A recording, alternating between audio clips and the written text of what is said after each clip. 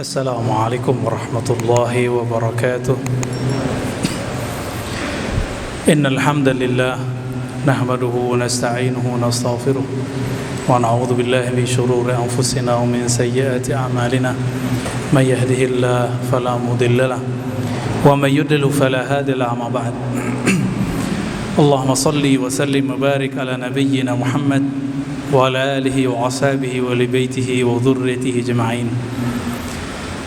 Bapak, saudara, saudari, ikhwan, akhwat fillah, as-saimun, as-saimat, al-qaimun, wal-qaimat. Alhamdulillah, kita sudah sampai di akhir dari 10 hari pertama. Dalam hadis yang masyhur, kita sudah hafal barangkali, tapi jarang dibaca orang. Orang senangnya hadis yang dhaif. Hadis yang dhaif membagi 10 hari pertama, kedua, ketiga. Tapi hadis yang sahih riwayat Imam Al-Bukhari dan Muslim tidak membagi. Idza jaa Ramadan futtihat abwabul rahmah. Jika datang bulan Ramadan, maka dibukakanlah semua pintu rahmat. Tentu pintu rahmat yang Allah bagi untuk dunia. Allah itu dalam hadis Imam Muslim dikatakan inna lillahi mi'ata rahmah. Allah mempunyai 100 rahmat. Satu rahmat Allah bagi mulai dari awal penciptaan alam semesta sampai akhir kiamat nanti. Maka rahmat itu terkumpul banyak di malam ini, terkumpul pada siang-siang Ramadan. Maka disebutlah futtihat abwab, dibukakan pintu-pintu, bukan satu pintu tapi abwab, plural, jamak dari bab. Seperti masjid ini ada pintu-pintu, banyak akses untuk bisa mencari rahmat itu. Lalu rahmat itu apa? Rahmat itu kasih sayang Allah Subhanahu wa ta'ala. Maka orang yang berpuasa akan gampang tersentuh dengan orang lain yang hidupnya kesusahan. Maka kita sering lihat ada orang tiba-tiba ada yang membagikan takjil sebelum berbuka puasa, baik di masjid ataupun di tepi jalan. Alhamdulillah, Ramadan ini sudah mulai hampir normal, walaupun belum normal. Tahun lalu begitu menyedihkan, kita tidak tahu tahun depan. Maka mumpung bulan ini, tahun ini, nyawa kita masih bersatu dengan tubuh ini, nikmati sepuas-puasnya kenikmatan Ramadan. Kita tidak tahu tahun depan, tahun berikutnya lagi kita tidak mengerti. Siapa tahu nanti ada virus baru lagi. Nanti semua kita ketakutan lagi. Bayangkan Bapak serahkan Allah, cuma virus corona orang ketakutan. Bagaimana nanti jika ada virus-virus yang lain? Tapi semoga ini jadi pelajaran buat kita sehingga kita bisa menyesuaikan diri.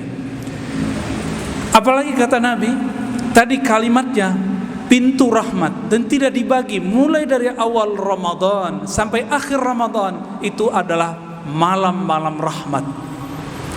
Makanya dalam hadis Imam Tirmizi Allah berfirman, ya baghiyal khair halumma, wahai orang-orang yang suka berbuat baik, ayolah kejarlah kebaikan itu. Satu nafas kita di bulan Ramadan ini ridha kepada Allah, itu ibadah. Satu lafaz tasbih kita saat ini itu lebih berharga daripada 1000 tasbih di luar bulan puasa. Bapak saudara makan Allah, ikhwan akhwat fillah. Di lafaz berikutnya Nabi SAW mengatakan, wa ghulliqat abwabun nar, lalu dikuncilah pintu-pintu neraka. Ternyata hadis ini dijelaskan juga oleh hadis Imam Tirmizi, hadis pertama dalam Kitabus Siyam Sunan Tirmizi. Apa maksudnya? Ternyata setiap malam Ramadan yu'taku, ya, akan dibebaskan penduduk neraka setiap malamnya. Ternyata nama kita ini Bapak sahabat Allah sudah ada di surga, sudah ada di neraka. Ya, masing-masing kita, nama kita ada di surga. Fulan bin siapa? Fulan bin fulan. Di neraka juga ada. Dan siapa yang malam ini dia qama imanan wahtisaban, dia melakukan qiyamul lail, siangnya qama imanan wahtisaban, maka namanya akan dihapus setiap malam. Semoga nama kita dihapus malam ini dari daftar ahli neraka. Tapi jangan senang dulu, tar besok setelah Ramadan bisa jadi muncul lagi namanya, karena kita kembali maksiat lagi. Lalu di ujung hadis ada dua versi. Yang pertama suffidatis syayatin, yang kedua sulsilatis syayatin. Dibelenggu, dirantailah syaitan. Ada anak muda bertanya kepada saya, kritis, tapi perlu untuk ukuran kita juga masih perlu kita pikirkan. Katanya syaitan dibelenggu, kok masih ada maksiat? Macam-macam lah penjelasan para ulama, para ustadz, para da'i. Orang lupa, hadisnya ada. Apa kata Nabi? Inna syaitan yajri. Syaitan itu mengalir pada tubuh anak Adam, ya, majrad dam, pada pembuluh darahnya. Maka dalam potongan hadis selain Nabi mengatakan fadayyiqu, maka sempitkanlah, lemahkanlah majari, aliran-aliran darahmu yang merupakan tempat aksesnya syaitan. Ini yang sering saya ulang-ulang di beberapa kajian di luar, bahwa syaitan itu pernah meminta izin kepada Allah, ya Rabb, izinkan aku menembus kolbunya manusia. Apa kata Allah? Tidak. Tapi aku izinkan engkau untuk mengakses aliran-aliran yang menuju kepada jantung, yang kita sebut pembuluh darah. Maka di mata ini ada setan, Pak. Di telinga ada setan. Di lidah ini ada setan. Di perut ada setan. Di bawah perut apalagi setannya tambah banyak. Dengan cara melemahkannya. Apa cara melemahkannya? Darah ini kuat kalau kita nutrisinya lengkap. Sekarang kita kurangi nutrisinya. Apa yang terjadi? Tempat syaitan itu berakses, berakselerasi, berbuat, itu tempatnya lemah, maka dia tidak bisa apa-apa. Itulah maksudnya wasuffidatis syayatin, syaitan dibelenggu. Jadi bukan berarti sekarang setan-setan dibelenggu Allah. Itu pemahaman anak-anak, orang beragama tidak begitu memahaminya. Ad-dinu liman kana lahu aqlun. Agama itu, kata para imam kita, bagi orang yang mempunyai akal sehat. Nah, hadis seperti ini jangan dipahami seperti anak-anak memahami setan dibelenggu. Tidak begitu. Setan itu dilahirkan, diciptakan. Setiap kali ada manusia lahir, maka Allah ciptakan puluhan, bahkan ratusan, bahkan ribuan setan. Jadi setan itu urusannya sama diri kita. Ketika orang berpuasa, maka setan yang ada pada dirinya sedang dibelenggu. Jadi siapa yang membelenggu? Lafaznya suffidat, dibelenggulah setan. Allah membelenggu setan itu melalui manusia yang melemahkan jalur-jalurnya, akses-aksesnya, yaitu pembuluh darah. Lebih kurang begitu pemahamannya lah. Bapak saudara makan Allah. Dan ini dari awal Ramadan sampai akhir Ramadan. Dan siapa yang terus berpuasa setelah Ramadan, maka dia telah menggenapkan setiap bulannya, setiap pekannya, melemahkan syaitan.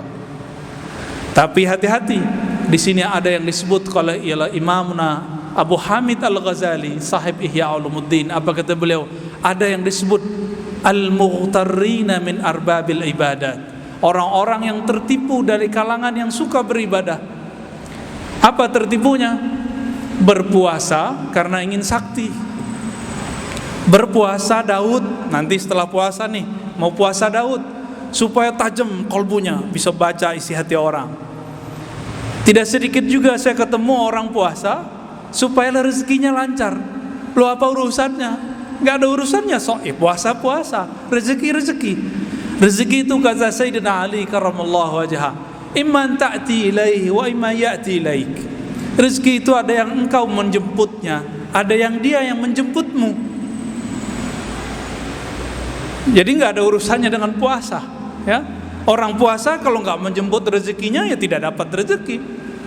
Kecuali kita sudah sampai pada makom tajrid, makom yang manis, seperti Gula yang manis dicari oleh semut.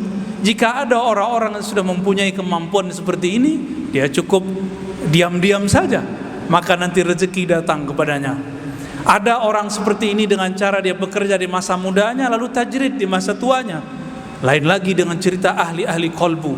Mereka ini melatih kolbunya setiap saat, sehingga ketika kolbunya sedikit berkehendak saja, Allah kemudian mewujudkannya. Inilah yang dikatakan dalam hadis Imam Tirmizi, man syaghalani dzikri an mas'alati, siapa yang sibuk menyebut namaku sehingga tidak sempat meminta kepadaku, termasuk mencari rezeki barangkali, maka aku akan berikan kepadanya ma'utiyas sa'ilun, apa yang diberikan kepada orang yang meminta, kepada orang yang mencari-cari, kepada orang yang bersusah payah berangkat pagi pulang sore. Dan gitu kita sudah lihat di mana-mana. Orang-orang ahlullah seperti Sayyidatuna Maryam, terbersit di hatinya mau buah apa Allah datangkan. Apakah kita mengingkari ayat ini? Tentu tidak. Maka kadang-kadang logika manusia kita harus kita kembangkan lagi, bukan dibuang. Dikembangkan menjadi logika-logika yang lebih kuat, logika ilahiyah, aqlul ilahiyah, akal-akal ketuhanan. Jangan hanya akal-akal insaniyah yang cuma terbatas kepada persoalan materi. Bapak saramakan Allah, akhir dari kultum kita dapat kita simpulkan bahwa Ramadan ini adalah bulan memungut salah satu sifat Allah Ta'ala supaya masuk ke dalam diri kita, yaitu sifat rahmat. Dan yang kedua, di bulan ini Allah Tabaraka wa Ta'ala menutup neraka dengan cara menghapus nama kita dari daftarnya. Dan yang ketiga, syaitan dibelenggu dengan cara apa? Dengan cara kita melemahkan aksesnya. Jadi jangan salahkan syaitan. Kalau kita masih maksiat, berarti kita masih menyisakan senjatanya dan kekuatannya. Semoga Allah merahmati kita, semoga Allah membimbing kita ke dalam ridha-Nya. Amin ya rabbal alamin. Ja'alana Allah wa iyyakum minal muttaqin wal mukhlisin wal mukhlasin. Amin ya rabbal alamin. Wa sallallahu ala nabiyyina Muhammad. Assalamualaikum warahmatullahi wabarakatuh.